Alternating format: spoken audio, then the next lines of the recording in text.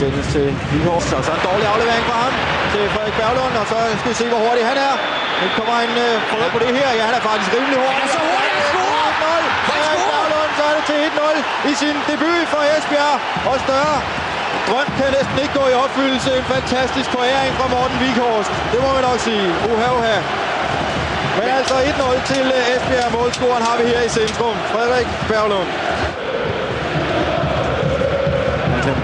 Andreasen ind til Berglund igen, og så er han ved at være der. Ja, det står 2-0 til Esbjerg. Christiansen kommer ind der. Gået ind fra sin position på venstrekanten, og Frederik Berglund har en fod med i det her, eller et hoved med i det her, og også gør sig bred derinde, og så kommer Jan Christiansen altså rundt om ham, og 2-0 til Esbjerg. God dribling der, og godt indlæg. Fantastisk indlæg! Fantastisk indlæg! Hansen, der kaster sig frem og scorer. Og dermed, det er Carsten Johansen, der kaster sig frem og scorer til 1-2. Og et godt opspil i højre siden, og altså giftig fra den mand, som altså har virkelig stort pres på som center forward. Her, Carsten Johansen. Der er aflevering frem mod Berglund, men Per Nielsen kommer forrest med sit hoved.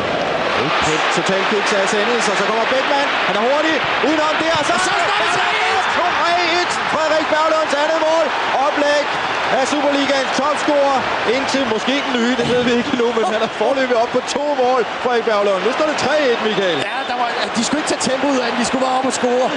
Ja, det er en stor fejl igen af Brøndby. Altså 2 personlige fejl, som Esbjerg iskoldt benhårdt udnytter. Berglund, dobbelt målscorer. Altså, ind og udfordrer. Han er hurtig.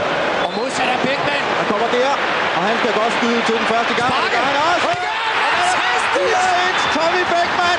Dengang er det fra Berglund over til Bækman, og dermed 4-1 til Esbjerg, der har spillet 37 minutter og 19 sekunder. Ej, det er helt fantastisk Esbjerg udnyttelse af chancerne. Men den herre Berglund, tak skal du have. 4-1 til Esbjerg. Det er Lucena og Jørgen Spark. Jes Torup. 5-1, undskyld. 5-1. Det er Anders Møller Christensen, der støder med frem. Og gør det til 5-1. Oha. Det er helt utroligt, det her. Ja. Nå, vi må videre. Op til midten. Vi skal i gang igen.